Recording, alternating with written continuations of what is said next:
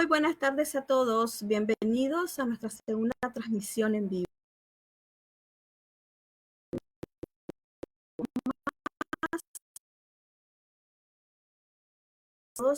a esta transmisión. Con nosotros hoy va a estar el docente Daniel Alejandro Soriano. Él es docente y traductor de japonés.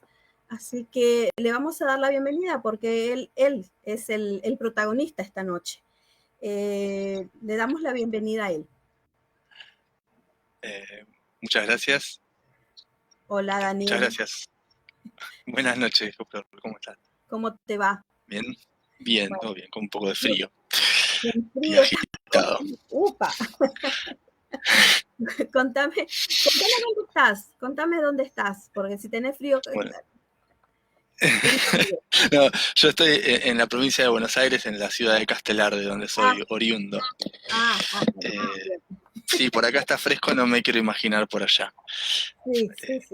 Bueno, bienvenido Daniel, y gracias por acompañarnos y por unirte a nuestro grupo de docentes. La verdad que va a ser todo un desafío para nosotros el empezar con nuevos idiomas, con idiomas que uno no maneja, porque a veces uno tiene idea, habla inglés, uno tiene una idea de italiano, uno tiene una idea de portugués, ha escuchado decir, ok, como vai, o qué sé yo, como se va, o cualquier cosa de otros idiomas, pero un poco de japonés es como que no se me ocurre nada a mí en japonés en particular. Así que te agradezco que nos acompañes en este proyecto enorme que tenemos en la universidad.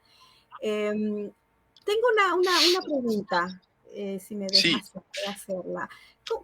¿Cómo un argentino entra en el mundo de ser docente de japonés, de ser traductor? No me quiero imaginar, imagínate un traductor. ¿Cómo entras en este mundo? Contanos un poco. Bueno, yo también me hago esa pregunta muchas veces, ¿cómo vine a parar aquí? El camino fue largo. De chico a mí me atraían las artes marciales, las películas de acción. Eso me llevó a practicar Aikido junto con mis hermanos mayores. Ellos fueron los primeros. Aikido es un arte marcial japonés, ¿sí? Y bueno, comencé la práctica del Aikido cuando tenía 12 años. En ese entonces, sin conocer mucho sobre la cultura japonesa, mucho menos sobre el idioma japonés, pero eso mismo me llevó a ir conociendo algunos términos, a familiarizarme. Luego en la lectura al respecto, ¿no? Me crucé con libros de la materia, libros de las disciplinas marciales japonesas sobre la cultura japonesa, y eso me fue atrapando, me fue llevando cada vez a querer saber un poquito más sobre esa cultura, sobre ese país tan diferente, y que muchas veces uno escucha hablar sobre el Japón con tanta admiración, ¿no? Quizás por lo opuesto que es a la Argentina. Así que dije, vamos a conocer la cultura, y para conocer la cultura nada mejor que conocer el idioma. Me inscribí en los cursos de idioma, fui tomando clases, estudiando con mucho entusiasmo en algún punto para adelantar, para saber un poco más, y de casualidad por una compañera de estudios que estaba trabajando como traductora en una empresa, y se abrió un puesto ahí como traductor e intérprete. Bueno, me ofreció la chance de ir a una entrevista, me presenté, quedé, y ahí terminé inmerso en el mundo de la cultura japonesa y del intercambio cultural, sobre todo, que implica dirigir una empresa de capitales y de orígenes japoneses en la Argentina, ¿no? Con personal japonés y argentino trabajando en conjunto. Y ahí empezaste con tu trabajo de traducción, me imagino.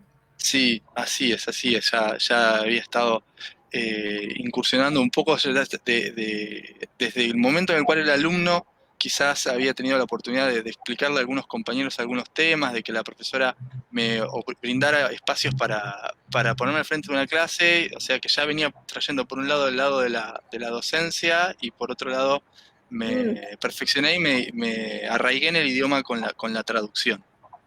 Bien. Bueno, Daniel, te dejo que sos el protagonista de la noche para que nos empieces a hacer la presentación, así es que Bien. Es todo tuyo, el tiempo. Pasamos a la presentación entonces, por favor. Bien. Entonces, como decía Flor, el idioma japonés es un idioma que está muy, muy lejos de los que conocemos acá entre las lenguas occidentales, ¿no? No tiene una raíz latina, no tiene una raíz griega que nos pueda traer muchas palabras familiares o una gramática familiar, ¿no? Sin embargo, no somos tan ajenos, ¿no? Todos sabemos que existe el sushi, que escuchamos hablar alguna vez de una katana o del samurái o de esto o lo otro, así que tan ajenos al idioma no estamos, pero obviamente podemos familiarizarnos mucho más.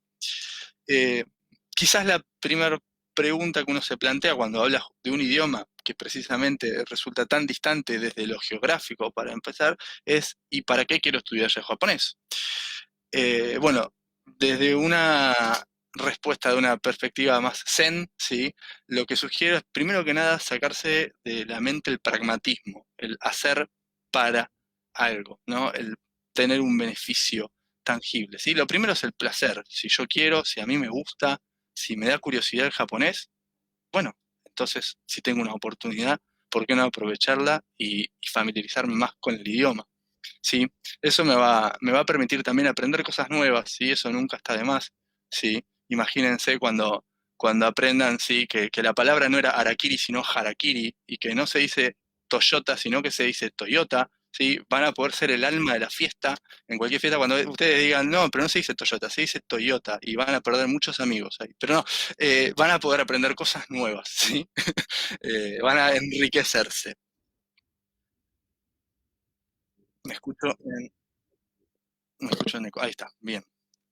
Por otro lado, hay algo muy interesante en el aprendizaje de un idioma, sí, en el aprendizaje de algo nuevo, que es la plasticidad neuronal, ¿no? Eso es algo que se escucha mucho cuando se habla a veces de enfermedades que tienen que ver con el deterioro neurológico, ¿sí? Con el mantener la mente activa, ¿sí? Esto entonces va para cualquier edad, ¿sí? Uno está más grande y dice, no, pero mira si me voy a poner con un idioma nuevo ahora. Sí, ¿por qué no? Por supuesto que sí. ¿Sí? Entonces es mantener el cerebro en ejercicio, ¿sí? Hacer que genere nuevas conexiones ese cerebro y que se enfrente a nuevos desafíos, ¿sí? Y uno dice, bueno, y para un chico, ¿sí? El conectarse con distintos idiomas, ¿sí? Ya desde una edad temprana, empezar a familiarizarse con distintas maneras de expresarse, con distintos universos que son cada idioma, ¿sí?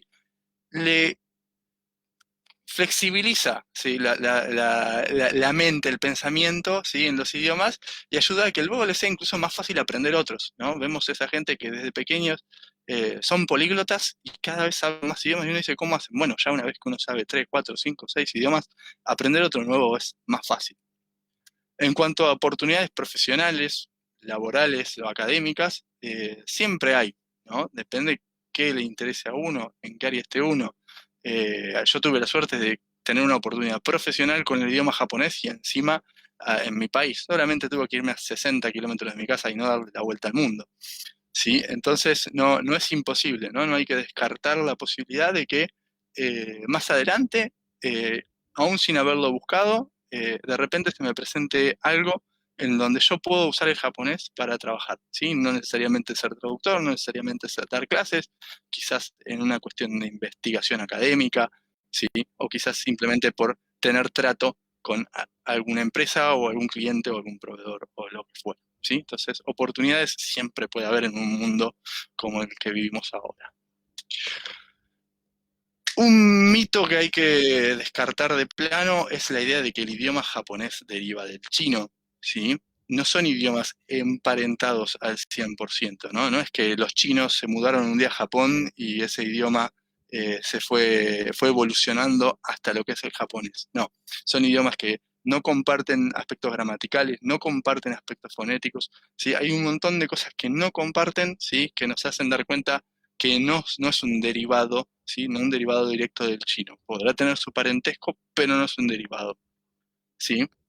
Lo que sí deriva del chino es la escritura japonesa. La escritura japonesa sí deriva del chino, ¿sí? Esto no es casual y no surgió, no pasó de la nada, ¿sí? Lo que ocurrió es que el idioma japonés se desarrolló sin tener una escritura propia, ¿sí? eh, Uno está tan acostumbrado ya a que lee y escribe, ¿no? Y que desde chiquito aprende a leer y escribir, que no piensa a veces que una cultura, que un pueblo pueda desarrollar su vida sin escribir. Pero es así, en la antigüedad, ¿no? Los pueblos a medida que iban surgiendo no se les ocurría asentar las cosas por escrito, simplemente hablaban por una necesidad de comunicarse. Y el japonés hizo eso, ¿no? El japonés fue hablando, ¿sí? Fue desarrollando un idioma, ¿sí? Un idioma propio, ¿sí? Pero no se les ocurría escribir, ¿sí? Lo que ocurrió fue que empezó a tener contacto con China, que estaba ahí cerca y que era el gran eje cultural, ¿no? El centro cultural de la región, ¿sí? Que empezó a influenciar a todos, y el chino sí tenía su sistema de escritura, ¿sí? Este sistema de escritura chino, ¿sí? Es el que estuvo explicando en la clase pasada el profesor de idioma chino, ¿sí? Entonces, si quieren conocer más en detalle, ¿sí? Cómo fue surgiendo este sistema de escritura de los símbolos, ¿sí? Los que algunos dicen dibujitos, que en chino son llamados hanzi, ¿sí? Y en japonés son llamados kanji, ¿sí? O por lo menos su derivado en japonés es llamado kanji, ¿sí? Les sugiero que miren la charla que se dio la semana pasada sobre el idioma chino, ¿sí? Muy brevemente, sí, vamos a comentar que estos ideogramas, estos ideogramas y pictogramas, sí, surgen como un sistema de escritura que lo que hace es representar, sí, pictóricamente, es decir, a través de imágenes, aquello que uno ve, sí, o las ideas que uno tiene, sí, en símbolos que tratan de ser lo más simples posibles, sí, para llegar a convertirse en un sistema de escritura. Pero eso deriva inmediatamente, ¿sí? En que uno se encuentre con miles de símbolos a su alrededor, ¿sí? Si uno piensa, ¿sí? Si uno mira a su alrededor y empieza a querer atribuirle un símbolo a cada una de las cosas que ve, en pocos minutos, ¿sí? Vamos a estar rodeados de 100, 200, 300 y miles de símbolos, ¿sí? Lo que genera ese sistema de escritura tan amplio, ¿sí? Y que parece tan desafiante desde acá, ¿sí? Nuevamente, les recomiendo, ¿sí? Si quieren indagar más en detalle cómo surgió ese sistema de escritura, ¿sí? Que vayan a la charla que se dio eh, la semana pasada, ¿sí?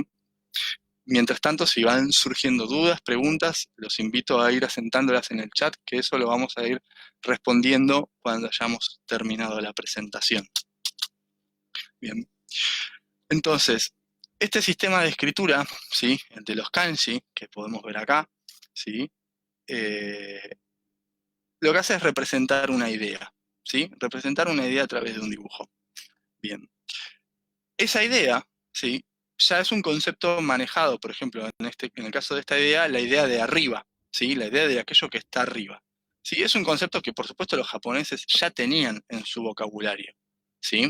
Los chinos también lo tenían en el suyo, pero los chinos lo escribieron y llegaron a Japón y los japoneses aprendieron a escribir. Entonces, cuando un chino le enseña a escribir a un japonés, le dice, esto es arriba, ¿sí? Y yo le digo de esta manera, ¿sí? Entonces, le enseña cómo se lee este símbolo en chino, ¿sí? El japonés dice, ah, ¿y eso qué significa? Ah, arriba. Ok, bueno, yo le digo de estas otras maneras, le digo al arriba, ¿sí? Y entonces tenemos una doble lectura para un mismo símbolo, ¿sí? Lo cual complica aún más la lectoescritura del japonés, ¿sí? El chino tiene una o dos formas de decirlo, el japonés lo entiende de una manera, tiene su propio idioma, su propia fonética, transforma, ¿sí? La fonética china a la fonética japonesa, que no son iguales, y le suma a eso, ¿sí? Y acá estamos hablando de un caso extremo, ¿sí? Las diversas formas que tiene de decir ese concepto de arriba o de subir o de ir hacia arriba o de escalar, ¿sí? Entonces se da este fenómeno, ¿no? Donde un solo símbolo tiene ya no una, ni dos, sino hasta tres, cuatro, cinco lecturas distintas, ¿sí? En un caso mucho menos extremo, sí podemos ver otro kanji, sí que solamente tiene dos lecturas, en algún caso tenemos una sola, si no siempre es todo tan extremo, ¿sí? Pero sí vamos a encontrar que un símbolo, ¿sí? Va a tener un significado propio, ¿sí? Y luego una o dos lecturas. Una lectura de origen chino relacionado con la fonética china y una lectura de origen japonés, ¿sí? Sobre cómo se decía esa palabra en el japonés originalmente, ¿sí? Y estos símbolos van a tener en el japonés una secuencia de escritura muy estricta, muy estandarizada, ¿sí? Esto se escribe siempre en este orden. Cada trazo se escribe siempre de esta manera, ¿sí? Esta pauta de escritura, ¿sí?, que a nosotros nos puede parecer muchas veces caprichosa, ¿sí?, tiende a ser económica, ¿sí?, tiende a buscar movimientos económicos, tiende a permitir que el texto se organice con facilidad, que la mano se desplace rápidamente a lo largo del texto y que el carácter no se deforme, ¿sí? Escribir esto a mano, ¿sí?, se vuelve complejo, ¿sí?, y lograr que esta escritura no se deforme, no se altere y sea legible para todos, ¿sí?, requiere estandarizarla, ¿sí?, y mantenerla homogeneizada, ¿sí? Si yo empiezo a escribirlo como a mí se me encanta, en el orden que se me ocurre, se deforma, ¿sí?, y se vuelve ilegible, ¿bien? Legible para otros. ¿Bien? ¿Qué pasa con este sistema de escritura? ¿Sí? No queda así, ¿no? ¿Por qué? Bueno, los japoneses, ¿sí?, toman este sistema de escritura, lo usan durante mucho tiempo, ¿sí?, pero aprender a leer y escribir, ¿sí?, con un sistema de escritura que tiene miles de símbolos, ¿sí?, se vuelve contraproducente. Requiere mucho tiempo cuando uno le quiere enseñar a escribir a todo el mundo, ¿sí? Una cosa es un noble de la corte que puede pasarse horas y horas, ¿sí?, practicando la caligrafía, leyendo, escribiendo, ¿sí?, haciendo poesía o lo que fuera. Y otra cosa es cuando uno quiere que la gente más del campo, ¿sí?, el- el mundo en general, ¿sí?, toda la población pueda, ¿sí?, leer y escribir, ¿sí? Entonces, ¿qué se busca generar? Bueno, un sistema de escritura más simple, ¿sí? Algo que ya no tenga miles de símbolos, sino llevarlo a una cantidad más pequeña de símbolos, ¿sí? ¿A qué llevó eso? Bueno, no a uno, sino a dos sistemas de escritura nuevos, ¿sí? No podía ser de otra manera, ¿sí? Tenían que ser dos sistemas de escritura. Bien, entonces, ¿cómo fue esto? ¿Cómo es esto de los dos sistemas de escritura? Bien. El primer sistema de escritura que surgió es el llamado katakana, ¿sí? El katakana, ¿sí?, deriva de los kanjis, ¿sí?, y busca generar figuras simples, ¿sí? Acá tenemos un kanji, ¿sí?, que tiene esta forma compleja de varios trazos, ¿sí?, y que tiene un sonido, ¿sí? Una de sus posibles lecturas es la que da el sonido A, ¿sí? Este kanji se fue tomado como tal y a partir de su lectura se lo simplificó, ¿sí?, y se lo llevó a un símbolo que ya deja de representar una idea, ¿sí?, y que pasa a representar solo un sonido, ¿sí? Este sonido es siempre silábico, ¿sí? Es decir, tenemos las sílabas, las vocales y las sílabas con consonante y vocal, pero siempre van a ser silábicos, ¿sí? Del mismo modo, tenemos un kanji cuya lectura era I y que se simplificó, ¿sí?, a un símbolo, ¿sí?, de pocos trazos, ¿sí?, y que representará ya no la idea del I, sino, no una idea, sino el sonido I, ¿sí?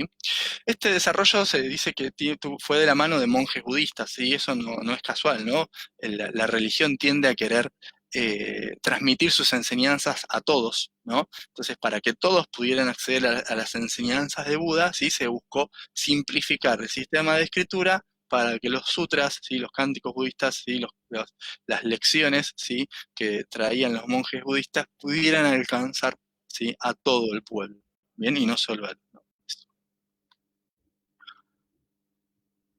Más adelante es que surgió el sistema de escritura del hiragana, ¿sí? Este sistema de escritura, ¿sí?, toma otros kanjis y otra escritura de los kanjis, una escritura con una forma más de cursiva, quizás alguna vez vieron alguna escritura bien china o bien japonesa, porque hay en los dos casos, sí, donde el pincel está más arrastrado, ¿no? Donde todo lleva trazos más continuos y realmente cada vez parece más un garabato, ¿no?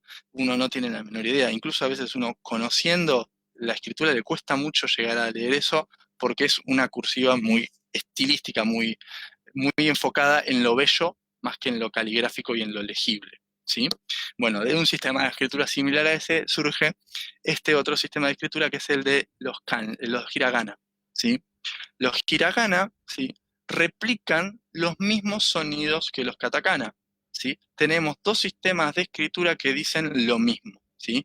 Es también silábico, ¿sí? Tiene las mismas sílabas, ¿sí? Solamente que las representa de otra manera, con otro símbolo, ¿sí? Este era el katakana para el sonido A, este va a ser el hiragana para el sonido A, ¿sí? Seguimos hablando ya de sonidos, no de ideas, ¿sí? Despegamos la imagen de la idea para llevarla solo al sonido, ¿sí? Lo que cuenta la historia es que este sistema de escritura fue desarrollado por las mujeres de la corte, de la nobleza, que querían también poder escribir, que no se les permitía, ¿sí? Aprender a escribir con kanji con tanta facilidad, entonces buscaron su propio sistema de escritura que fuera más estilístico y que les permitiera hacer una escritura además más bella, más armoniosa que la de los katakana, que es bastante tosca a la vista, ¿sí?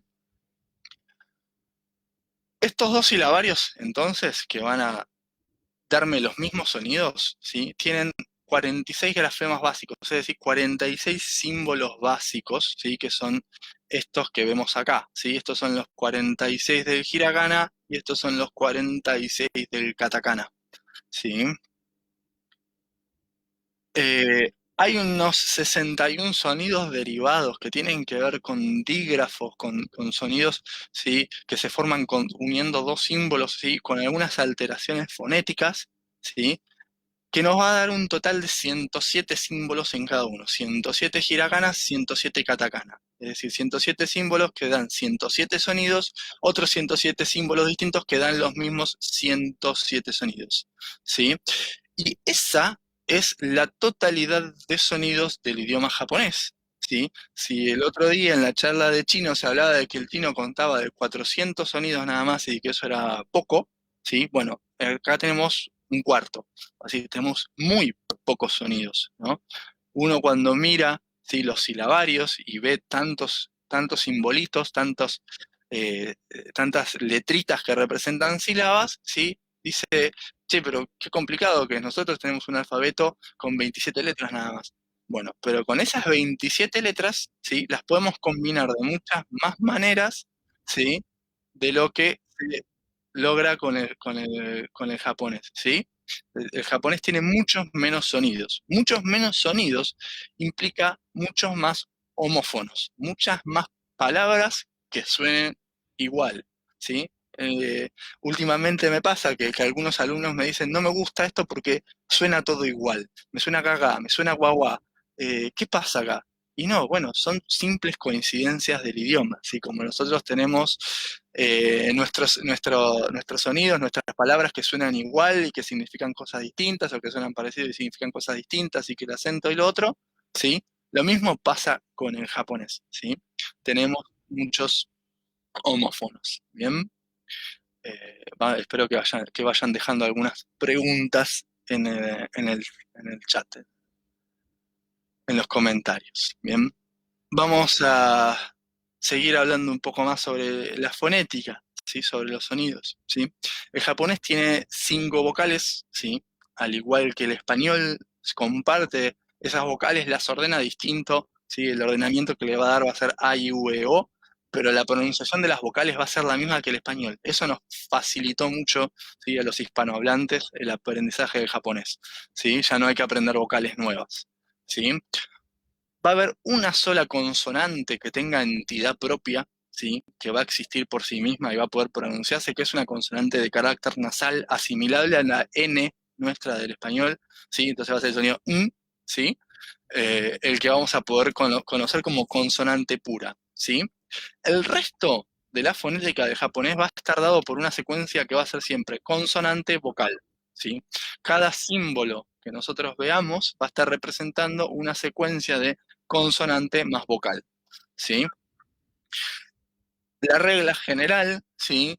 Quizás alguien que se especialice en el inglés, ¿sí? Me sepa dar la derecha o me sepa dar algunas excepciones, pero la regla general que se plantea es que las consonantes se suelen pronunciar como en inglés, ¿sí? O se toma alguna consonante del inglés como referencia, ¿sí?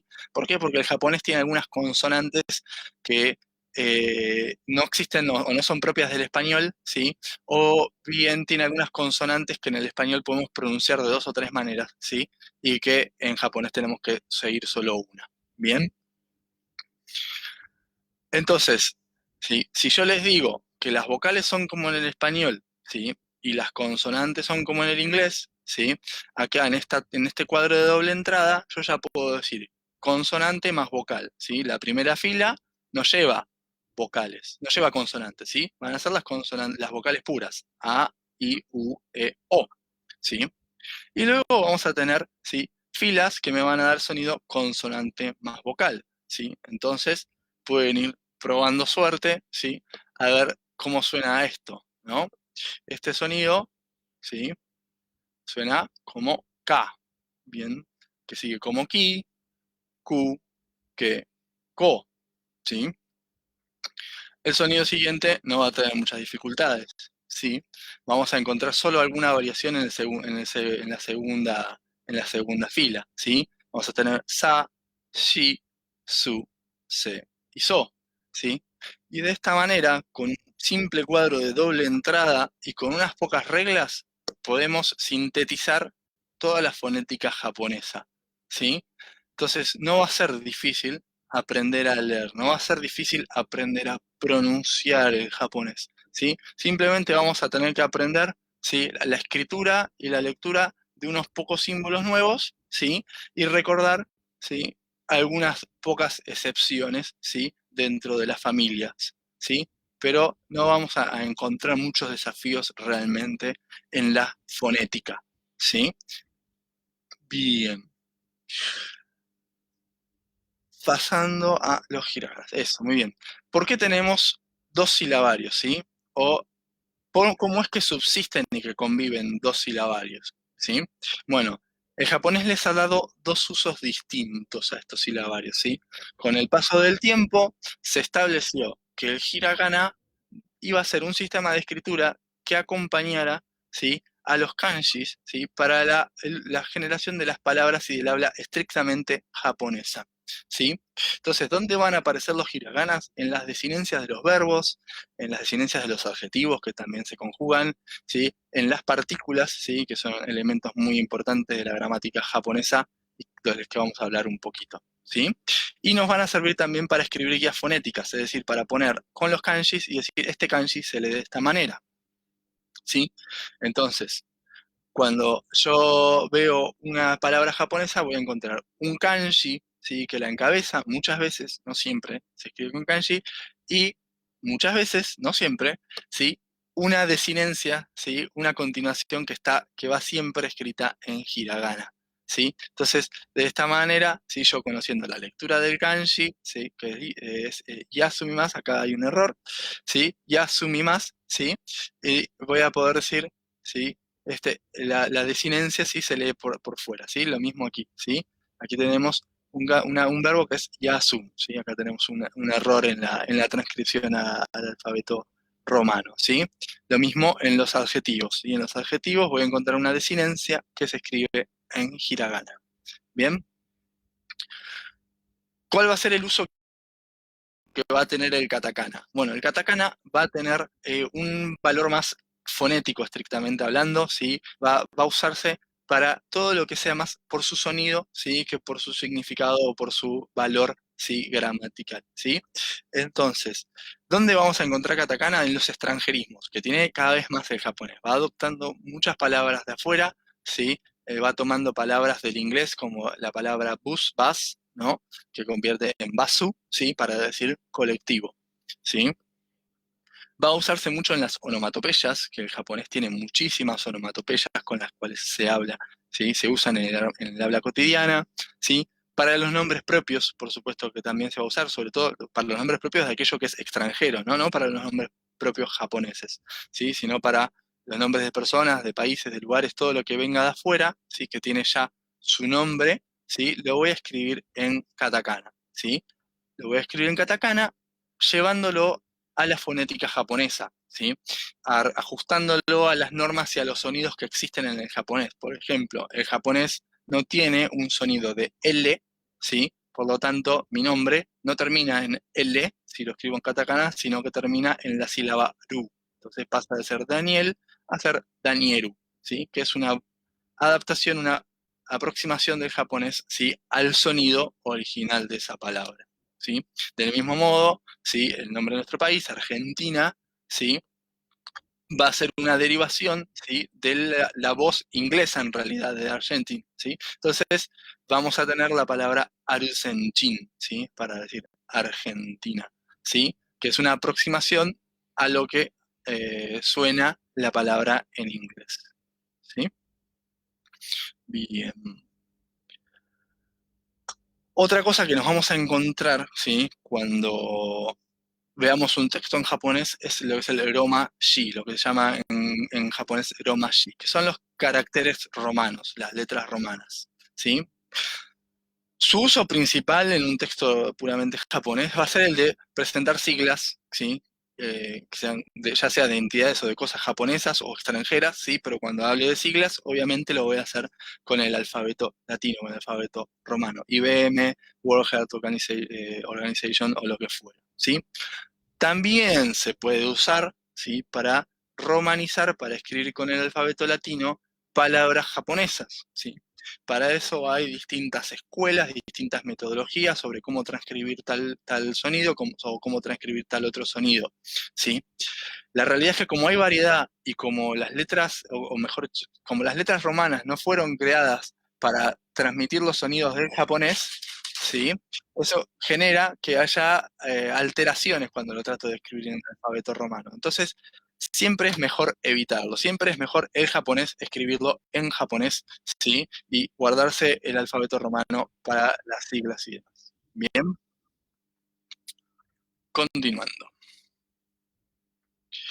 Entonces, en el japonés moderno, ¿sí? Vamos a encontrar que en un texto, ¿sí? Se combinan 4 sistemas de escritura, ¿sí? Acá simplemente una captura de pantalla de un recorte periodístico cualquiera, ¿sí? Donde voy a encontrar una combinación de hiraganas, kanjis, katakanas, ¿sí? Y romaji, ¿no? De letras latinas, ¿sí? Entonces, para cualquier texto, ¿sí? Por básico que sea del japonés, si yo quiero realmente poder comprenderlo, tengo que tener un dominio básico incluso de los kanjis, ¿sí? Cuando un texto en japonés se simplifica y se le sacan los kanjis, ¿sí? Para que sea accesible a alumnos de niveles inferiores, ¿sí? Se tiende a modificar la escritura. Por ejemplo, el japonés, como verán acá, no lleva espacios entre los caracteres, ¿sí? Se escribe todo de corrido, ¿sí? Y uno, al ver los kanjis, al ver los hiraganas, al ver los katakanas, ¿sí? Va reconociendo las palabras, ¿sí? Sabe dónde termina y dónde empieza cada palabra, ¿sí? Cuando uno tiene que simplificar esto, lo que empieza a hacer es generar espacios, ¿sí? O buscar otras herramientas para facilitar la comprensión del texto. Porque si se escribiera enteramente en hiragana, ¿sí? Cualquiera que haya estudiado un poquito de japonés me sabe decir que eso se vuelve muy complicado. Cuando desaparecen los kanjis, uno empieza a tener problemas para reconocer dónde empieza y dónde termina una palabra. ¿Sí? Tiene que leer 2 veces para darse cuenta, ¿sí?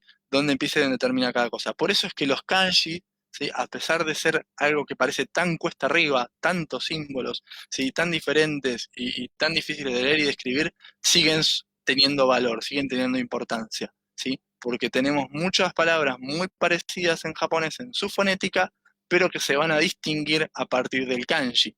Entonces, cuando yo me encuentre el hiragana, que es una representación fonética, voy a saber cómo se lee, pero no voy a estar seguro, en principio, hasta que el contexto me lo desambigüe, ¿sí? De qué concepto, de cuál de todos los conceptos que suenan así estoy hablando, ¿sí? Por eso es necesario combinar y aprender todos los sistemas de escritura del japonés. Bien. Sobre el acento, ¿sí? Si yo les acabo de contar que hay 3 sistemas de escritura nuevos para aprender, que uno tiene miles de símbolos, y ustedes todavía están preocupados por el acento, bueno, allá ustedes, ¿sí? La verdad que el acento en japonés es un tema difícil de tratar, primero porque se suele evitar en los primeros niveles, ¿sí? Ni se menciona, ¿sí? Eh, porque no hay guía fonética para el acento, ¿no? No tenemos un tilde como aparece en el español. No hay nada dentro del texto que nos diga el acento acá, ¿sí? El acento no es como el acento del español, no es un acento como el que estamos familiarizados, que se marque tanto, ¿sí? El habla japonesa es mucho más monótona, ¿sí? Es mucho más suave, ¿sí? El acento varía, ¿sí? Varía dialectalmente, por supuesto, varía en una misma palabra según el contexto, ¿sí? Según qué lo rodee, qué haya adelante, qué haya atrás, ¿sí? Entonces, al ser un acento tan suave, al ser un acento tan variable, al ser un acento tan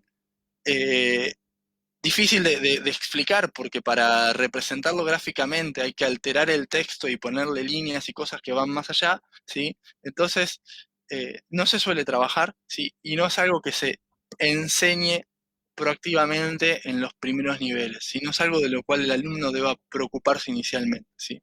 El conocimiento y el dominio del acento se va ganando con el habla, ¿sí? Con el interactuar con el idioma hablado, ¿sí? Escuchar cómo se pronuncia, cómo suena cada cosa, ¿sí? Para ir incorporando eso. Uno va copiando naturalmente, ¿sí? No es algo que deba preocuparle a uno en un nivel inicial realmente, ¿sí? Bien, continuamos. Hablando de sintaxis, de gramática, ¿sí? Lo primero que podemos decir y que nos va a ayudar es que no tenemos ni género ni número gramatical, ¿sí? Es decir, no vamos a hablar de perros, perra, perro, perras, ¿sí? Sino que vamos a hablar del concepto de perro, ¿sí? Vamos a decir inu, ¿sí? Que es una palabra que arrastra la idea de perro, ¿sí? Pero que no tiene incorporado un género o un número gramatical. Entonces, cuando yo diga inu, no vamos a saber si estoy hablando de un perro, de una perra, de uno, de 10, de 1000, de 1.000.000, de todos, o del perro ideal de Platón, ¿sí? Entonces, siempre va a estar ahí el concepto, ¿sí? ¿Qué nos va a ayudar a saber de qué número o de qué entidad estamos hablando? Bueno, va a haber sufijos, ¿sí? Sufijos que nos van a dar la idea de muchos, de pocos, de uno, ¿sí? Sufijos o prefijos que nos van a dar la idea de macho, de hembra, o palabras, ¿sí? Nuevas que me van a decir, vamos a decir perro macho de repente, o perra hembra, ¿sí? Y vamos a encontrar, bueno, luego numeradores, ¿sí? Un perro, dos perros, tres perros, ¿sí? Para ir desambiguando eso, ¿sí? Lo mismo va a pasar, obviamente, con otros casos, ¿sí? Esto mismo de que no haya ni género ni número va a valer para los adjetivos, para los verbos, ¿sí? No va a haber conjugación, ¿sí? Por cantidad, ¿sí? O por género, ¿sí? En cuanto a los verbos. Me da igual si la persona que realiza la acción es una, ¿sí? O muchas, ¿sí? Y de hecho los verbos tampoco son conjugados por la persona que los ejecuta. No tengo una primera, segunda y tercera persona. Tengo el verbo hacer, ¿sí? Y yo hago, tú haces, él hace, es lo mismo, ¿sí? Es hacer, ¿sí? Luego la persona va a estar aparte, ¿sí? Y eso me va a dar la idea de quién realiza la acción, ¿sí? Pero los verbos van a tener pocas flexiones, van a tener poca variación, pocas conjugaciones. No voy a tener un subjuntivo, no voy a tener un indicativo, no voy a tener un presente simple, futuro continuo perfecto o pretérito pluscuamperfecto, ¿sí? No va a haber nada de eso, va a haber dos tiempos, ¿sí? Un presente futuro, un pasado, y luego algunos modos que ya no van a tener que ver tanto con el tiempo, sino con la función del verbo en la estructura de la oración, ¿sí? O con la idea de si es pasivo o causativo, ¿sí? O volitivo o potencial, ¿sí? Vamos a tener esos factores jugando en los verbos. En cambio, ¿sí? Van a tener un valor negativo y positivo, por ejemplo, los verbos. ¿Sí? Los voy a conjugar, ¿sí? Como la idea de hacer o de no hacer, ¿sí? Y esos van a ser dos conjugaciones distintas del verbo, a diferencia del español que uso, ¿sí? El auxiliar sí o no. ¿Bien? Entonces, en principio la sintaxis, la gramática japonesa es bastante simple, bastante más simple o más sencilla que el español, por lo menos en ese aspecto, ¿sí? ¿Dónde va a estar la clave y con qué nos vamos a chocar un poco más en el japonés? Es con las partículas, ¿sí? Las partículas son elementos, son palabras, ¿sí? Que intervienen en la oración, ¿sí? Y que le atribuyen, sobre todo a los sustantivos, ¿sí? Su lugar en la oración, ¿sí? Van a interactuar, ¿sí? Con los sustantivos, con los adjetivos, con los verbos, ¿sí? Para decir qué función está teniendo esa palabra en la oración, si está siendo el sujeto, si está siendo el objeto directo, si está siendo el objeto indirecto, si está funcionando como circunstancial, como herramienta, como esto, como el otro, ¿sí? Van a ser partículas en general monosilábicas o bisilábicas, ¿sí? Muy cortitas, ¿sí? Pero que con cambiar una partícula, sí, o con errar una partícula, puedo estar dándole un matiz completamente distinto a esa oración, ¿sí? Entonces, ahí es donde nos vamos a tener que familiarizar, ¿sí? Y el otro problema que vamos a tener es que no vamos a encontrar que una partícula tiene un significado, una función, y listo, y ahí se acabó, y me aprendí esta partícula con su significado y su función, y ya me la sé. No, las partículas no tienen un significado propio firme, ¿sí? Sino que van interactuando, sí, según el contexto, según la situación. Entonces, una partícula que en una determinada oración cumple la función de indicarme el lugar donde se lleva a cabo una acción, en otro contexto me indica el medio, la herramienta con la que se lleva a cabo la acción, o el medio de transporte, ¿sí? O incluso me puede indicar que hago algo en compañía de, ¿sí? Entonces, va a ser un poco confuso y cuesta arriba al principio entender qué son estas partículas que están haciendo,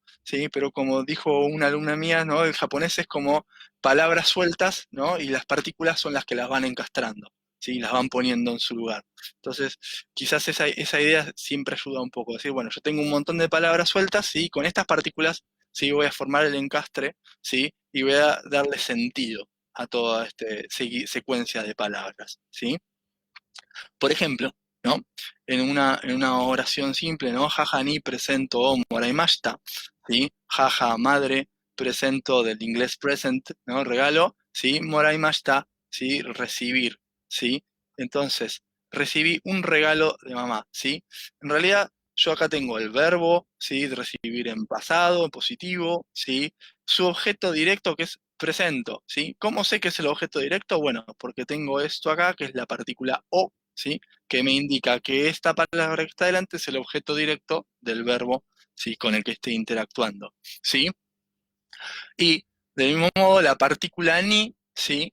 Que me indica que, en este caso, mamá, ¿sí? Es quien me beneficia con el regalo, ¿sí? Yo a esta misma oración, ¿sí? Le cambio solo la partícula, ¿sí? Le cambio la partícula ni por la partícula wa, ¿sí? Jaja wa presento marimashita, y la oración cambia su sentido, ¿sí?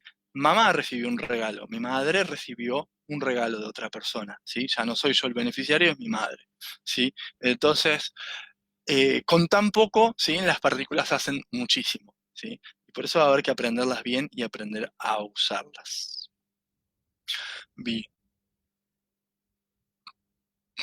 Otro asunto muy importante del japonés es el tema del respeto, ¿sí?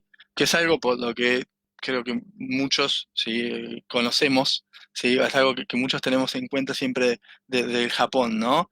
Qué gente respetuosa, ¿no? Ese pueblo que tiene tan arriba, le da tanta importancia al asunto del respeto y demás. A veces se habló, por ejemplo, cuando fue el Mundial o las Olimpiadas, de cómo los japoneses se quedaban a limpiar el estadio o lo que fuera, ¿no? Ese tipo de cosas, de el tener siempre en mente al otro, ¿sí? De siempre tener en consideración al otro, ¿sí? Por supuesto que están impresas en el lenguaje, ¿sí? No se escapar del lenguaje, ¿sí? Entonces, el lenguaje va a tener diversos registros de habla, ¿sí? Voy a tener un habla cotidiana, ¿sí? Que va a ser muy simple, ¿sí? Voy a tener un habla cortés, ¿sí? Que me va a dar, ¿sí? Una forma un poco más larga, ¿sí? En general, el hablar en forma respetuosa requiere también hablar más, ¿sí? Entonces, un habla cortés que me va a permitir hablar con cualquiera sin ofenderlo, ¿sí? Voy a tener un habla, un lenguaje honorífico, ¿sí? Que me va a servir para, eh, para referirme a otros, ¿sí? Poniéndolos en un lugar de honor, ¿sí? Y voy a tener también un habla humilde, ¿sí? En la cual lo que voy a hacer es simplemente humillarme yo mismo como hablante, ¿sí? Es decir, rebajarme yo mismo como hablante en mi nivel para marcar ese contraste, ¿sí? Con el otro. Es decir, honrar, ¿sí? a mi contraparte, ¿sí? Humillándome yo también, ¿no? Poniéndome en un lugar por debajo, ¿sí? Todos esos registros de lenguaje, ¿sí? Nos van a dar, por ejemplo, que en un mismo verbo, el verbo ir, ¿sí? Yo lo puedo expresar de todas estas maneras, ¿sí? Como iku, para decir ir, pero en un habla cotidiana, en un habla simple, ikimas, ¿sí? Para hablar en un nivel de mayor cortesía, donde nadie se vaya a sentir ofendido, irayaimas para poner al otro en ese lugar de honor, o mairimas, ¿sí? Para bajar yo, ¿sí? Y hacer sentir más arriba a la otra persona por contraste, ¿no? Esto es uno de los muchos impactos que tiene el japonés, ¿sí? Eh, en cuanto al respeto, ¿sí? Otro tema que quizás algunos conozcan es el tema de las familias, ¿no? Los que tengan o vean dibujos japoneses, anime o manga, todo eso, ¿sí? Quizás sepan que hermano se dice ani, pero que también a veces se dice onisan, ¿sí? Y entonces que hay una diferenciación muy grande entre lo propio y lo ajeno, ¿sí? Una cosa es, ¿sí? Cuando yo hablo de mi familia, ¿sí? De mi empresa, de mi escuela, me expreso de determinada manera, ¿sí? Siempre con humildad, siempre presentando lo propio como algo, ¿sí? Sin mucha, sin mucha pompa, ¿sí? Y cuando hable de lo ajeno, cuando hable del otro, de lo tuyo, ¿sí? Siempre le voy a tender a poner honores, ¿sí? Voy a poner esos sufijos como el san, ¿sí? Que van a darle más importancia a lo ajeno, ¿no? A decir, bueno, respeto lo tuyo, respeto tu familia, respeto tu empresa, ¿sí? Y pongo a la mía en un lugar de humildad, ¿sí? Todo eso va a estar en el lenguaje, ¿sí? Y va a generar consignas, ¿sí? Que voy a tener que tener en cuenta, ¿sí? Incluso cosas más pavas, ¿sí?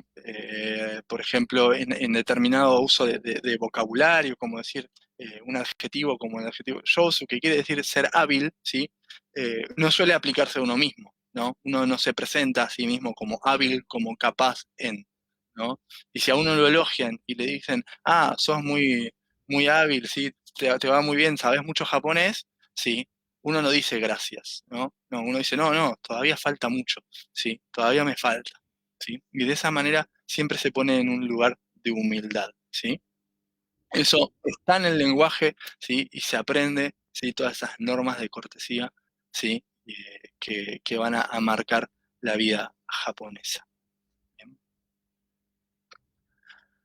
¿Sobre qué otras dificultades vamos a encontrar en el japonés? Eh, bueno, muchas a medida que avancemos, ¿sí?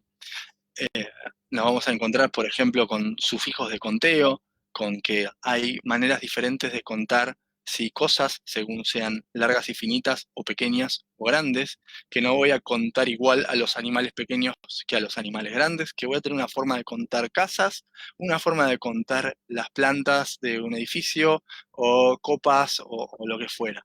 ¿Sí? Esa va a ser una de las cosas que van a impactar siempre a los estudiantes en los primeros momentos, es decir, ¿cómo puede ser que haya tantas formas de contar? Bueno, no son todas tan diferentes igual, no es que no tiene nada que ver una cosa con la otra, pero sí nos genera sufijos de conteo específicos, ¿sí? Y que llegado el momento tendríamos que aprender a usar, ¿sí? Y a diferenciar unos de otros, ¿sí? Bueno, lo que decía, el lenguaje de respeto va a ser también otro asunto, ¿sí? El decir que un determinado verbo va a cambiar en su forma por completo, ¿no? O sea, si bien el japonés tiene dos verbos irregulares nada más, ¿sí? No tiene muchos verbos irregulares, muchos verbos van a parecer irregulares porque cuando se habla en forma honorífica o en forma humilde, estos verbos van a cambiar por completo, ¿no? No es que el verbo sea irregular en sí, sino que tengo que usar otro verbo que tiene otro matiz, ¿sí? De respeto. Bien. O también me voy a encontrar, por ejemplo, en una instancia mucho más avanzada y cuando haya superado la gramática básica, que como decía no es compleja, ¿sí? Lo que se llaman las expresiones gramaticales, ¿sí? Que son estructuras, ¿sí? Gramaticales que voy a usar para suplir todo aquello que el japonés no tiene y que otros idiomas sí, como hablábamos, por ejemplo, de determinadas formas verbales como ser un subjuntivo, ¿no? Un verbo que transmite la idea de que si algo pasara, que no pasó, pero que podría pasar, y que si pasara eso, ¿qué hacemos? Bueno, todo eso que el japonés no tiene metido en un verbo, ¿no? Como nosotros, lo va a suplir con expresiones más complejas, ¿sí? Que, que van a requerir su estudio también, ¿no? Que voy a necesitar, ¿sí? Entender cuándo se usa esta expresión, qué valor tiene, ¿sí? Y qué matices, ¿no? Si se usa por escrito, si se usa verbalmente, ¿sí? O cómo recurro a esa expresión y en qué momento, y diferenciarlas de otras similares. Bien. Así que, nada, dificultades como todo idioma puede haber muchas y cada uno va a encontrar las suyas. Uno siempre, ¿sí? Tiene su propio talón de Aquiles. Bien, a alguno le gusta más una cosa, a otro otra, ¿sí?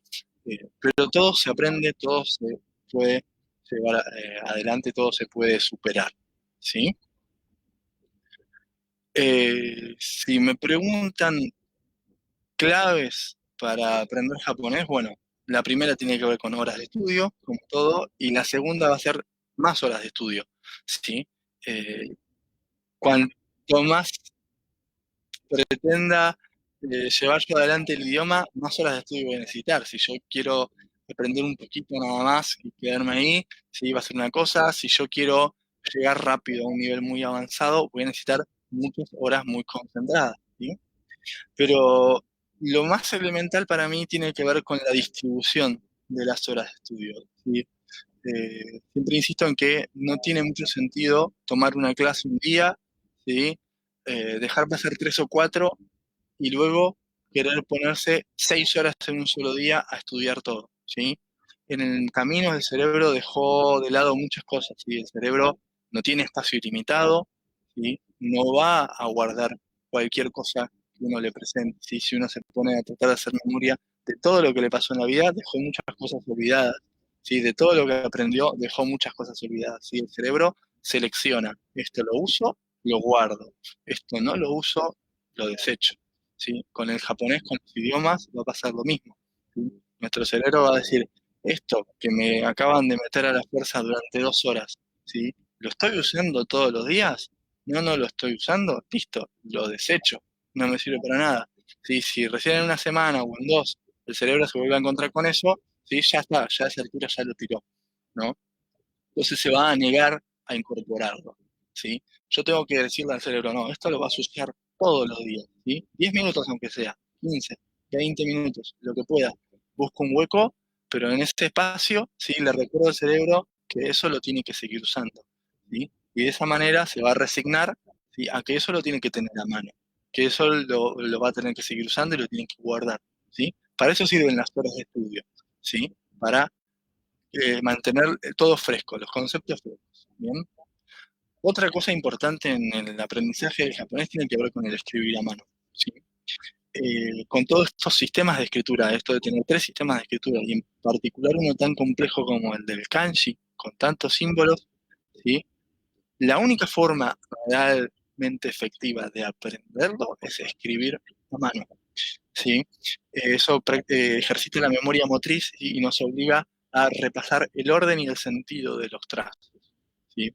Hoy en día a los japoneses, ¿sí? A los mismos japoneses les pasa que no se acuerdan cómo escribir determinados kanjis, ¿sí? ¿Por qué? Porque no los escriben a mano. Uno usa el celular, usa la computadora, que tienen teclados predictivos, ingresa fonéticamente la palabra, esta cosa suena así, la escribo, la computadora interpreta, me dice es esto, y lo plasma en una hoja. Y luego yo cuando tengo que leer, veo la imagen en un contexto, la recuerdo, sé cómo se lee, sé qué significa. Eso funciona bárbaro.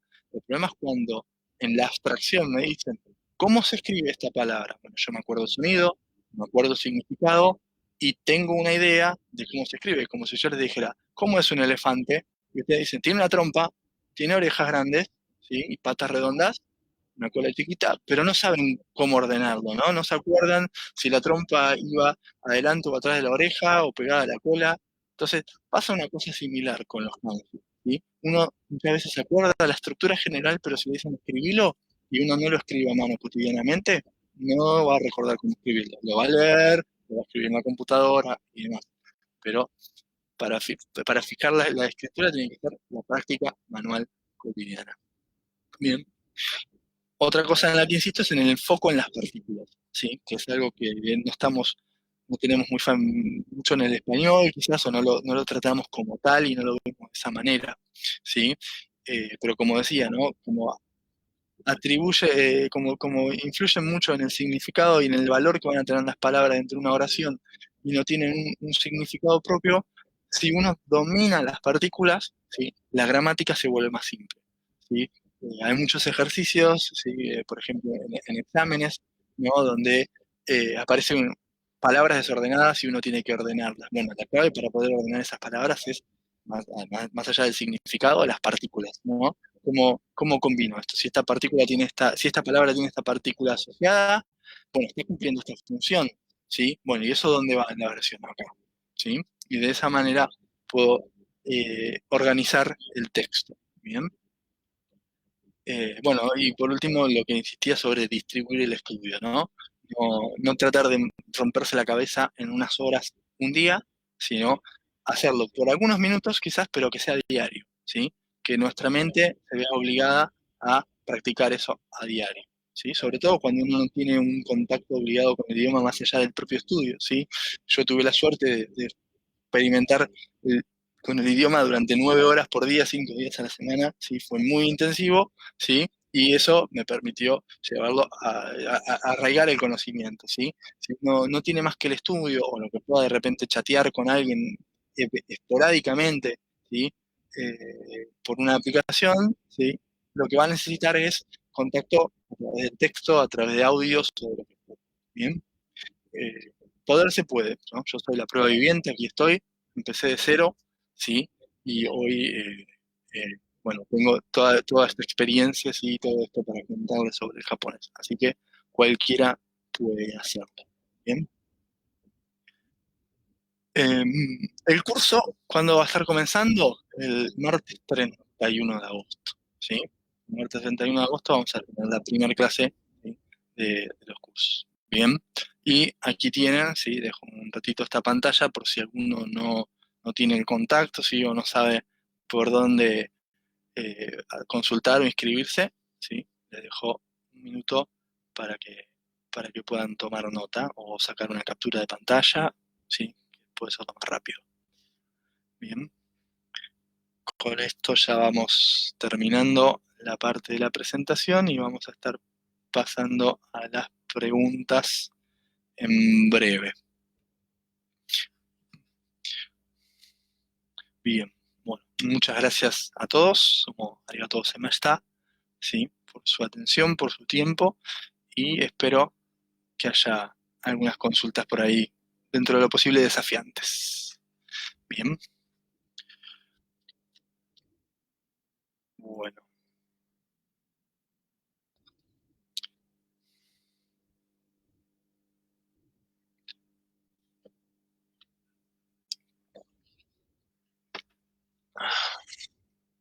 Yo no. Ahora, no sé si sí.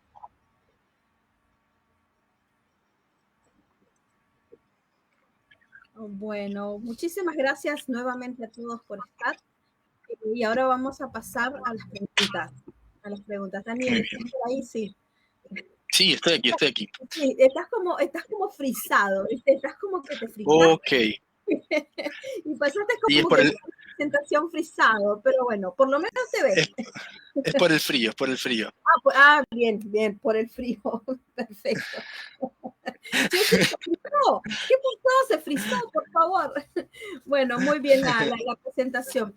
Bueno, te comento, Bueno, acá tenemos, estoy leyendo, tengo una pantalla por acá, pero hay alguien, Alicia Toledo, por ejemplo, comentó, qué bueno eso sí, de no tener singular o plural. ¿Viste? sí, Fue un comentario que me causó porque con el sí. chino también vimos alguna, ¿no? Como parecido tampoco que las palabras son Igual, iguales, no tienen número, no tienen... sí. Alicia, te voy a tener que en este punto llevar un poco, presentar la otra cara de no tener singular y plural, ¿no? ¿Qué pasa cuando yo digo, por ejemplo, ¿sí? ¿No? No sé si se ve en pantalla. Hay una pizarra, estoy compartiendo la pizarra, ¿o no? Bien, ¿se ve? Perfecto. Buenísimo, ¿sí? Cuando yo escribo esto en pantalla, ¿no? Esto es inu, ¿sí? Ga y más, ¿bien? En esta idea, ¿sí? De que no hay género y no hay número, cuando yo digo inu, ga y más, esto es el verbo ser o haber, pero para cosas existentes, ¿no? Entonces, hay perro, ¿bien? ¿Cuántos perros hay?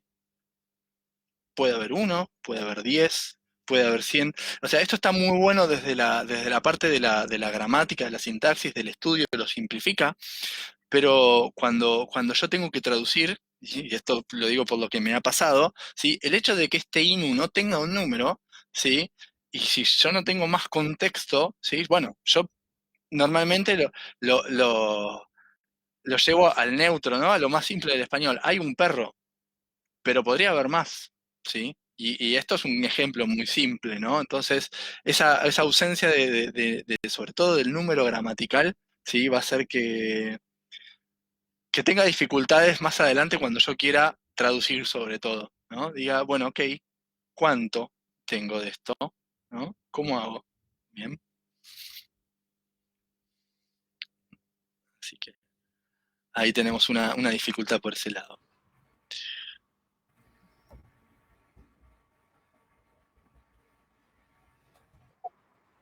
Bien, bien, esa era la primera pregunta. Muy bien. Bueno, yo estoy Bien, tratando de mediar acá.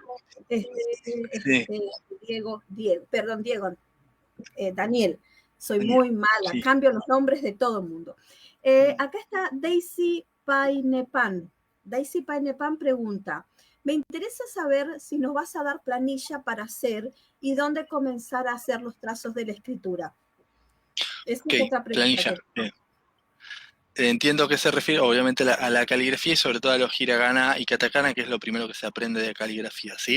Es decir, se toman los hiraganas y los katakanas como base para aprender la caligrafía, primero los hiraganas, ¿sí? Y ahí se aprende sobre el orden, el sentido de los trazos y las reglas generales de la caligrafía, ¿sí? Sí, usamos un libro de texto, ¿sí? De escritura de caligrafía, ¿sí? Que tiene, ¿sí? Incorpora, sí, por ejemplo, ¿no? El silabario, sí, ejercicios de distinto tipo, ejercicios, o sea, un espacio para practicar la caligrafía con algunas referencias espaciales, ¿sí? Y luego, bueno, le toca a uno también, ¿no? Porque el libro tiene un espacio limitado para practicar la caligrafía, ¿sí? Luego tengo que llevarlo yo a una hoja idealmente cuadriculada, ¿sí? Establecer un parámetro y practicar uno mismo la repetición, ¿no? Pero más allá de la repetición de cada símbolo, ¿sí? De cada grafema, de cada hiragana, ¿sí? Muchas veces lo que ayuda también es el contexto, ¿sí? Si uno escribe a solo, está bien como técnica caligráfica, pero si uno empieza a escribir palabritas simples, cortas, ¿sí?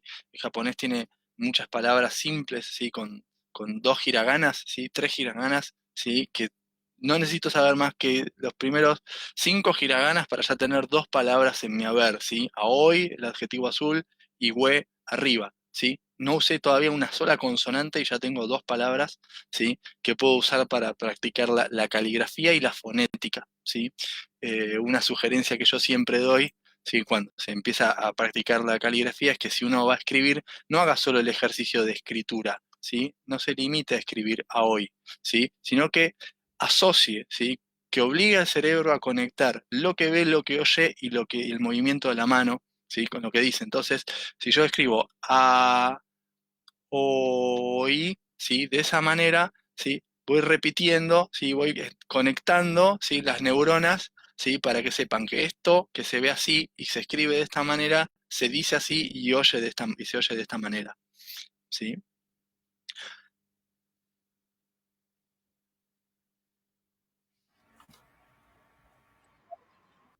Bien, acá tenemos otra pregunta, Daniel. Nos dice Sí. acá Maurice Rubilar, nos pregunta, ¿los números también tienen diferentes formas de escribirlos y pronunciarlos dependiendo del contexto? De escribirlos, ni. De pronunciarlos, sí. ¿Por qué de escribirlos ni? Bueno, los números en japonés se escriben con kanji tradicionalmente. Los kanji, como decía, vienen del chino, ¿no? Y tengo ahí los primeros números, ¿sí? Entonces, yo básicamente, originalmente, voy a escribir los números con estos kanjis. Hasta acá, todo fantástico, ¿no? Voy escribiendo del 1 al 10, ¿sí? La realidad es que, como medio engorroso de escribir esto, ¿sí? Acá está abajo está el 10, no el 0, ojo, ¿sí? Como se vuelve medio engorroso de escribir esto, los japoneses hoy en día han adoptado, ¿sí? El número indoarábigo, ¿sí? Les encantó y lo usan muchísimo, ¿sí? Entonces, si vamos a escribir con los números indoarábigos o vamos a ver en los textos, ¿sí? Los números indoarábigos más que nada. Ahora, en cuanto a sus lecturas, sí, se leen distinto, sí. ¿Qué pasa con esto? ¿Sí? El número 1, ¿sí? Este kanji, ¿sí? Naturalmente lo voy a tender a llamar ichi, pero eso va a ser cuando lo use como número cardinal, ¿sí? Cuando lo use como contador para cosas, para objetos, ¿sí? Voy a decirle hitotsu, ¿sí? Le voy a poner sufijo tsu detrás, ¿sí? Y voy a decir hito, ¿sí? Esto va a ser ichi, bien, y esto va a sonar a hito, así con H, ¿sí? La H, como decía, se pronuncia como en el inglés, como en hat, ¿sí? Entonces hitotsu, bien, y ahí voy a tener, ¿sí? Un caso de una variación fonética del número, ¿sí? Y ni hablar cuando les diga que cuando yo hablo del primer día del mes, ¿sí? Y escribo acá esto, ¿sí? Se va a decir suitachi, ¿sí? Y no va a tener nada que ver con el hito ni con el ichi, ¿sí? Entonces va a haber variación fonética en los números, ¿sí? Dependiendo del contexto. Así es. Bien, acá tenemos otra pregunta, la hace Jessica Pilov y dice, ¿se usará el Mingna u otro manual? Mingna, no sé si lo dije. Pues fue. Dice. No, el Minna no Nihongo, sí, claro. Eh, ¿Por qué el Minna no Nihongo, no? ¿Por qué este libro que es tan famoso, evidentemente? Sí, todos conocemos, o todos los que hemos tenido contacto con el japonés, conocemos el Minna no Nihongo. Bueno, el Minna no Nihongo lo que tiene de lindo es que es muy progresivo, ¿sí? Eh, y otro beneficio que tiene es que está en español, cosa que no hay muchos libros de japonés que tengan explicaciones gramaticales en español. Así que el Minna sí va a ser el libro que vamos a estar usando.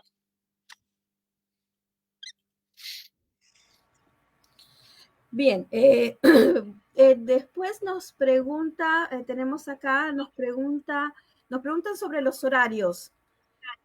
Nos preguntan sobre los horarios, me parece que estos horarios son los martes, ¿es así, Daniel? Teníamos martes y jueves y Ah, sí. ahora no recuerdo en detalle el horario, pero arrancábamos sin duda después de las 18 con la primera clase y la segunda después de las 20. Quizás esa consulta se pueda responder desde el área administrativa con más certeza. Sí, sí, ¿Chat? sí, estoy tratando de acordarme de los Sí, horarios. O sea, las coordinadoras no se saben los horarios. Sí, sí, estoy y el pensando profesor tampoco. en el No, pero no profesor. se preocupen no se preocupen que uso el calendario de Google, no me deja olvidarme de nada. Bueno, no, pero ahora que me lo hiciste recordar, Sí, dejo una pregunta. Las clases son 2 veces por semana, martes y jueves, y tenemos 2 comisiones, una comisión que va de las 18 a las 19:30, son 2 clases de 90 minutos, y luego tenemos la otra clase que va de 20 a 21:30, son 2 clases también de 90 minutos. Eh, Según Daniel, nos decías que dos clases sería como lo ideal, ¿no? Contanos por qué has decidido darles 2 clases a la semana.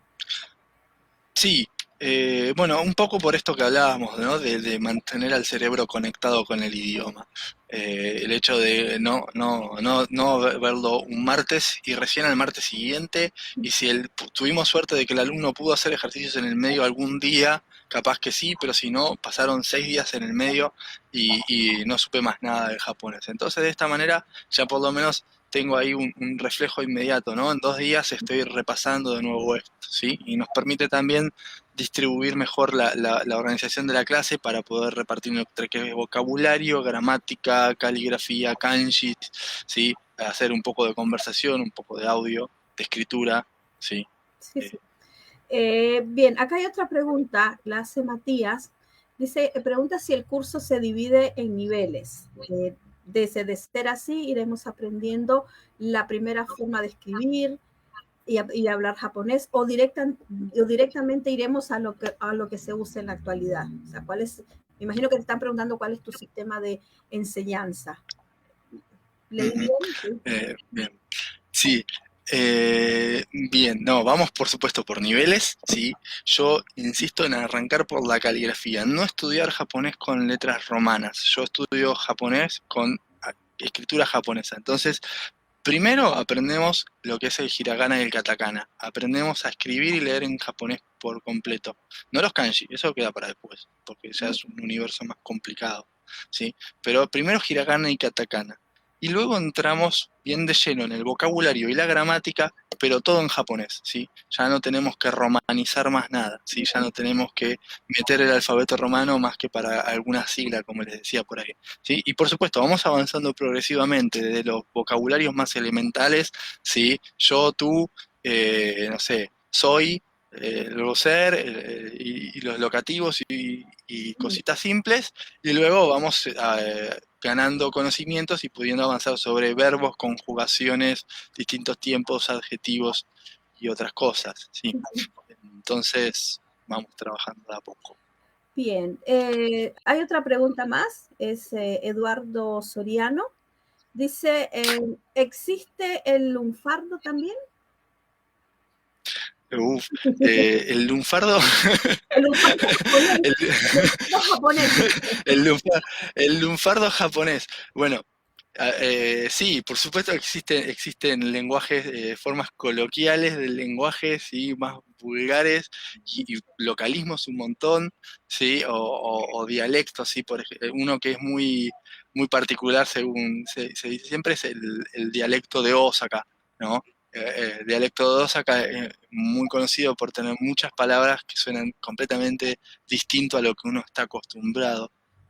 La verdad que no tengo mucho conocimiento de ese dialecto en particular ni de otros, pero también está el lunfardo, ¿no? Los registros de habla más propios de los jóvenes, los registros de habla más propios de los ancianos, sí, verbos que se han dejado de usar o palabras que han cambiado a anglicismos, ¿no? Que tienen su palabra japonés y han truncado anglicismos y demás. Entonces, así también existen formas locales, ¿no? Del japonés con sus variaciones. Sí. Acá Jessica Pilov también nos vuelve a preguntar, en este primer cuatrimestre, ¿cuántas unidades del MIGNA verán? Pues Ah, estudiarán, se cubrirán. sí, bueno, como arrancamos primero con la caligrafía, sí, le dedicamos las primeras clases, semanas, estrictamente a la caligrafía, al aprendizaje de hiragana y katakana. Si el Minano Nihongo no lo atacamos de entrada, ¿sí? Lo empezamos a trabajar más adelante. Aspiro a que, ¿sí? Podamos ver 7 u 8 de las unidades del Minano Nihongo, pero eso, por supuesto, depende de las características del grupo, ¿sí? No tiene sentido volcar un montón de información, ¿sí? Y avanzar sobre unidades de un libro, ¿sí? Vorazmente, si a los alumnos no les está quedando nada de lo que se está hablando. Entonces, todo dependerá del ritmo de los alumnos. Si es un grupo muy cumplidor, ¿sí? Y demuestra mucho progreso de una clase a la otra, quizás se logre avanzar más, si no, se avanzará más despacio. Por supuesto. Es como, me imagino, como todo, cuando uno pretende un tipo de programa y depende del grupo de estudiantes que vos tengas, pueden ir avanzando más rápido, menos rápido. Claro, Muy común, exactamente. ¿no? Sí. Depende de las horas de estudio, ¿no? Como decía, si uno quiere hacer 10 unidades del Minano Nihongo en 4 meses, bueno, tiene que dedicarle esas horas de estudio. Sí, claro. Después tenemos otra pregunta de Gastón. Dice, bueno, dice que recién se pudo conectar, pero pregunta, ¿qué libros recomiendas para estudiar la escritura japonesa? para estudiar la escritura japonesa. Bueno, si vamos a hablar de escritura como hiragana y katakana, yo suelo trabajar con un libro que se llama Japanese for Young People Kana Workbook, ¿sí? Que es un libro medio viejito, pero cumplidor, ¿sí? ¿Por qué este Japanese for Young People? Por lo didáctico pedagógico. Un hermano mío, cuando yo practicaba Aikido, me vio un día muy serio en una clase, ¿no? Practicábamos juntos, y me dijo, esto es algo complicado, esto es algo difícil, ¿sí? Y si no te relajás y lo disfrutás, se te hace más cuesta arriba, ¿sí? Entonces vos tenés que relajarte y divertirte para que esto para que las dificultades pasen más fácil. Bueno, esto es lo mismo. El idioma va a tener sus dificultades. Entonces, tratamos de que sea lo más ameno, ¿sí? Y didáctico, pedagógico, divertido posible. Este libro, como está orientado for young people, como dice, ¿no? Para jóvenes, ¿sí? Practica la escritura con juegos simples, ¿sí? Con juegos de unir con líneas, con sopa de letra, con crucigramas y demás, lo cual lo hace ameno, ¿sí? Hay otros libros, tengo otros libros a disposición, For Busy People, para gente ocupada, entonces va muy, muy rápido, ¿sí? Hubo otro más como el que tenía las imágenes ahí de la evolución de los hiraganas y demás. Hay otras opciones.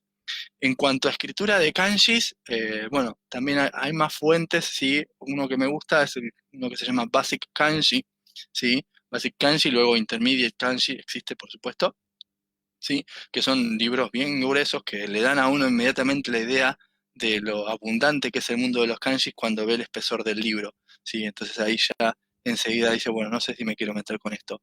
Pero no, son muy didácticos, ¿sí? Y también tienen mucha información muy buena que ayudan y muchos ejercicios que ayudan a llevar adelante el estudio.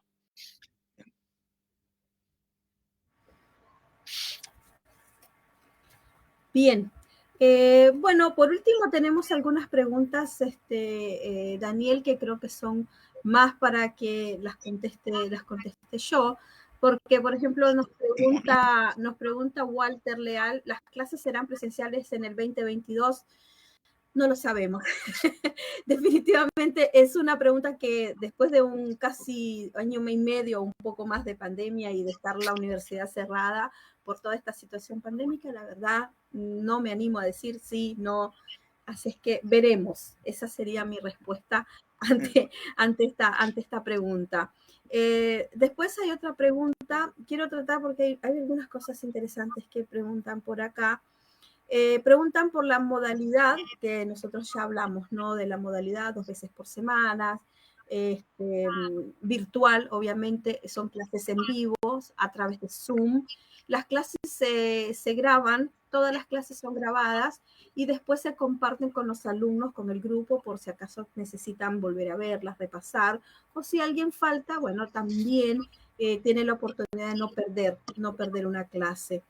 Y después la última pregunta, que también nos pregunta por acá, decía si la expulsada de la universidad es arancelada. Es algo, y es una pregunta que a mí me gustaría aprovechar que la hicieron acá, contestarla. Si bien la universidad, todos sabemos que la universidad es pública y gratuita, lo sabemos muy bien. El concepto es correcto, pero es la universidad, sus carreras son gratuitas, sus carreras. Nosotros pertenecemos a la parte de ofrecer a la población estos cursos, que llegar a toda la población con costos bajos. Así es que sí son arancelados.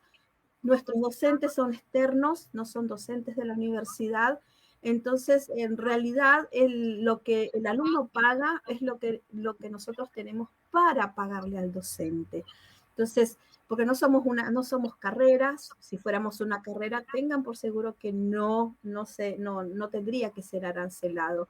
Pero siempre todas las universidades, así como la UBA, ¿no? Que tiene también un gran departamento de idiomas que presta el servicio a la población, también son arancelados. Lo que sí tratamos nosotros es de que los cursos tengan el valor más bajo posible, lograr pueda ser accesible a la mayoría. Y siempre nosotros estamos aceptando, ¿no?, solicitudes de alguna beca, tenemos por lo menos un cupo de alguna beca en algún grupo, tenemos tipos de becas, tenemos descuento para los estudiantes que cursan las carreras en la universidad, también para ellos hay descuento porque son estudiantes, o alumnos, por ejemplo, que hacen 2 o 3 idiomas. Nosotros tenemos alumnos que hacen hasta 3 idiomas juntos. Entonces, a estos alumnos también se les hacen descuentos. Pero quisiéramos que fuera, ¿no? Que fuera, bueno, no necesita ser arancelada, pero la única razón por la que es arancelada es porque, bueno, necesitamos pagarle a nuestros docentes que no son docentes de la universidad. Esa es la razón por la cual es arancelada. Bien, dice Walter Lealta. Walter, te acepto la última pregunta. Dice, ¿será carrera japonés en algún momento? Ups, mira, nos está ¿Qué te parece, Daniel? ¿Qué te parece? Y lo difícil es que hoy en día que algo se enmarque como carrera oficial, ¿no? Reconocida por el gobierno nacional y demás. O sea, existen exámenes de nivel de reconocimiento internacional, pero nada que por lo menos el gobierno por ahora reconozca a nivel nacional. Claro, no, sí, es complejo. Hacer una carrera y programarla y después llevarla a cabo es bastante complejo, pero ¿por qué no soñar? ¿Por qué no soñar? El cielo es el límite, como siempre digo, ¿no? Cuando uno sueña. Bueno, creo que no tenemos ninguna pregunta. Agradecerte nuevamente que te hayas prestado para poder darnos esta charla. Por favor. Gracias por el espacio. Por favor. Y nos estaremos en contacto para